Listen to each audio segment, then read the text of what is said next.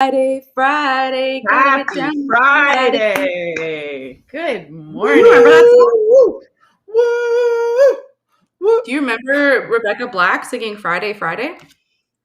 Monday, Tuesday, Wednesday, and Thursday, Friday. Oh no, Thursday. Wait, forget the days of the week. Can I just tell you something that I've learned about What? podcasting? By no means am I a professional podcaster, but the golden rule is don't try to do math. Oh. And don't sing because it's being recorded. I'm just kidding. You can sing. You're a professional singer. Okay, first of all, you look like a professional podcaster. Like, you look beautiful this morning. Your hair is perfect. Your camera angle is spot on. I have a producer. I have a producer. He just doesn't do my makeup, but that's okay. I could try to learn. Next week. Yeah. Well, here we are. We're going to do our Friday reading. Friday reading and chit chat. Are you reading today? I am. I'll take it away, my friend. All right. So we are. Uh-oh. I just went black. Yeah. Uh-oh. You can continue reading. Blackout. Okay. So here we go. Here's the reading for today on giving, healthy giving. Learning to be a healthy giver can be a challenge. Many of us get caught up in compulsive giving, charitable acts motivated by uncharitable feelings of guilt, shame, obligation, pity, and moral superiority. We now understand that caretaking and compulsive giving don't work. They backfire. Caretaking keeps us feeling victimized. Many of us gave too much, thinking we were doing things right. Then we became confused because our life and relationships weren't working. Many of us gave so much for so long, thinking we were doing God's will. Then in recovery, we refused to give care or love for a time. That's okay. Perhaps we needed a rest. But healthy giving is a part of healthy living. The goal in recovery is balance. Caring that is motivated by a true desire to give, with an underlying attitude of respect for ourselves and others. The goal in recovery is to choose what we want to give, to whom, when, and how much. The goal in recovery is to give and not feel victimized by our giving. Are we giving because we want to, because it's our responsibility? Or are we giving because we feel obligated, guilty, ashamed, or superior? Are we giving because we feel afraid to say no? Are the ways we try to assist people helpful? Or do they prevent others from facing their true responsibilities? Are we giving so that people will like us or feel obligated to us? Are we giving to prove we're worthy? Or are we giving because we want to give and it feels right? Recovery includes a cycle of giving and receiving. It keeps healthy energy flowing among us, our higher power, and others. It takes time to learn how to give in healthy ways. It takes time to learn to receive. Be patient. Balance will come. The prayer for today is really simple. God, please guide my giving and my motives today. That's a good reading. There's so much to think about in there. Oh my goodness. And I was thinking about giving as in like giving of my time, giving of my energy, my finances, my advice, it's like there's all these different ways that I felt that I was giving. But it really became obvious to me that I wasn't giving in a healthy way. Because I like at the very beginning, charitable acts motivated by uncharitable feelings of guilt, shame, obligation, pity, and moral superiority. Those are tough to look at.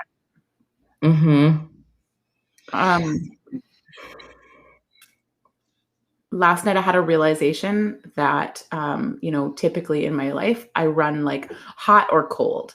And so, and that's not, nothing is sustainable then. If I'm running hot or cold, I don't have balance. And so, I really liked how she described that of like, it's okay to take a rest, which I feel like I've done really well in the last year and a half. learning to rest and pulling back in many different ways because I didn't have a choice through COVID. But it's been really healthy for me too, to realize like that in what, I do actually care deeply.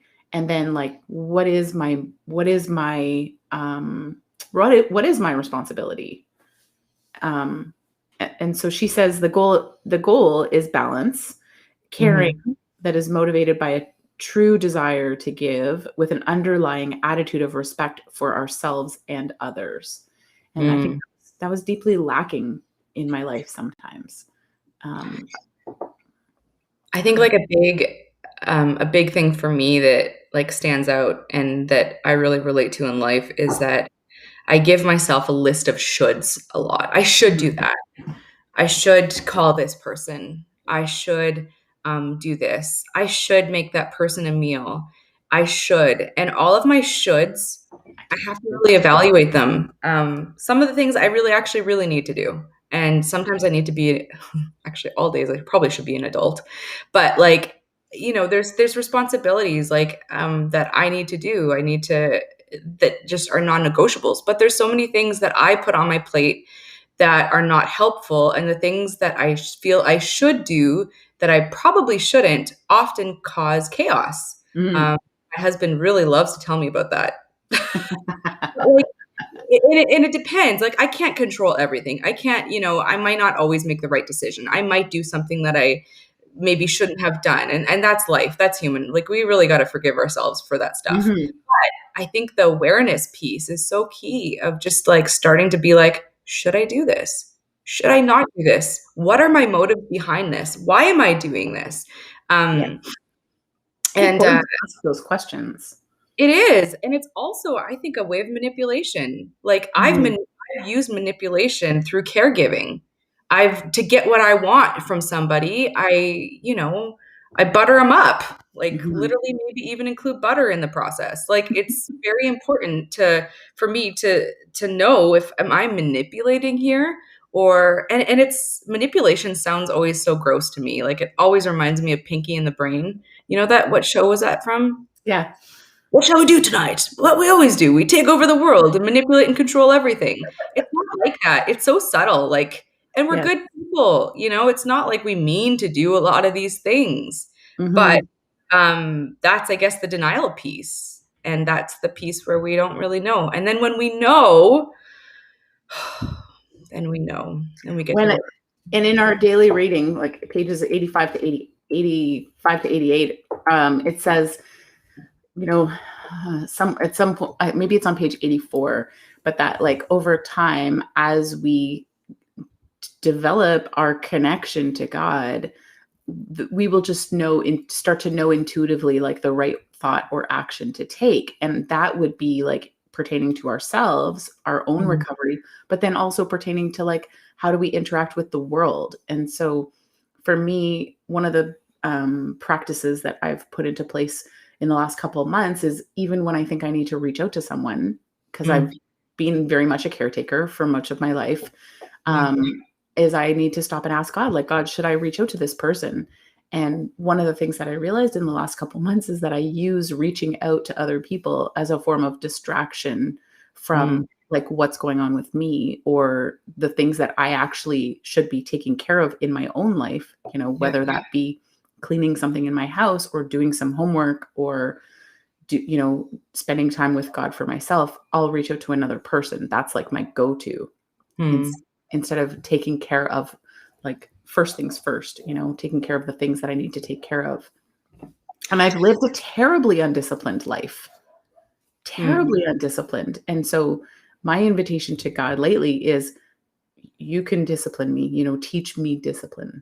Oh, the producer has his hand raised. It's really interesting. I'm glad that Vicky just talked about that, because she just before you guys came on, she just led us through a meditation of just asking God and inviting God into the day of, do I need to cancel anything? Do I need to, and you went through all of these things, and it really touches on motive. And I heard a speaker say, I want to live motive free, because even my motives, even though they're good, they're being self-propelled. Right. And so how do I be guided by the Spirit of God and not by my own motives? Because what I've learned is that a lot of times my motives, like what Joanne said, it's like, I don't even know I'm picky in the brain. And it's like my motives seem good, but there's a side of manipulation or there's a side of unhealthiness. And so that's a really good part of giving. How do I give out of the Spirit of God and not the Spirit of John? Man, you guys that's a home run. Friday. And I think just quickly, if we can touch on it, how much time do we have left? Oh, we've got time. 2 minutes. Receiving is the other aspect. And like, that is something that I always struggle with more than giving, I find. Because I feel like, it's like when someone buys you a Christmas present and you don't have one to give back to them, you're like, oh shoot, like I need to run out and get you a present because you gave me one. Like that's not how giving and receiving works. Like it really doesn't. And it's so hard, I think, for me to get my mind around that and to like actually receive. Like for instance, my really good friend Kathleen yesterday, I was messaging her. We were talking back and forth about like different recipes. And I was like, oh, it always keeps talking about food processors in my recipes. Use your food processor. I'm like, I don't have one. Like, remember that time I tried to make black bean brownies with you and it like my like NutriBullet is conking out? Anyway, she messages me. She's like, I'm so glad you said that. I just upgraded to a really, really big food processor with a really big motor. I have my old one, which is still really good and works really well. Do you want it? And I was like, yes. And then immediately I was like, I'll bake you all these things and I'll do all these things for you because you gave me this. And she's like, no, Joanne, like, that's not the point. You don't give me anything. Like, I wanted to give this to you. And so it was just a really good reminder for me, even yesterday, just being like, receive. It's okay to receive.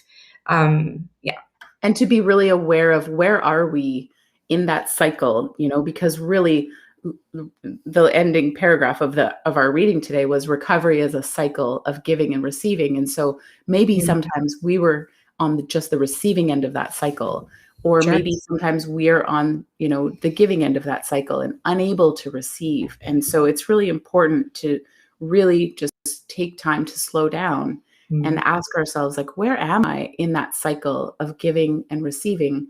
And then just inviting God, I want to live a life of balance. And so show me the right thought or action today so that I can be living a more balanced life and be patient. And so we'll close with that because I know you have to go get bread out of the oven, you little sourdough baker, you. And, and thank you so much for joining me. I'm not sure if you're going to be invited back on Monday. I feel like your co-host run maybe has come to an end. Someone's getting antsy maybe to be on screen. I'm not sure, but I'll let you know in advance. And I really appreciated doing this with you. Do you guys do weekends?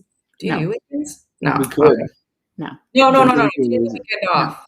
We have the weekend off. Yeah. And thanks to everyone who watched. I really think it's crazy that people it's an honor. An honor is actually the really, like, truly the right word, and every time I think I want to quit, someone will send me a message and I'm like, oh, thanks. So thanks for being here. Thanks for watching, listening. Bye everyone.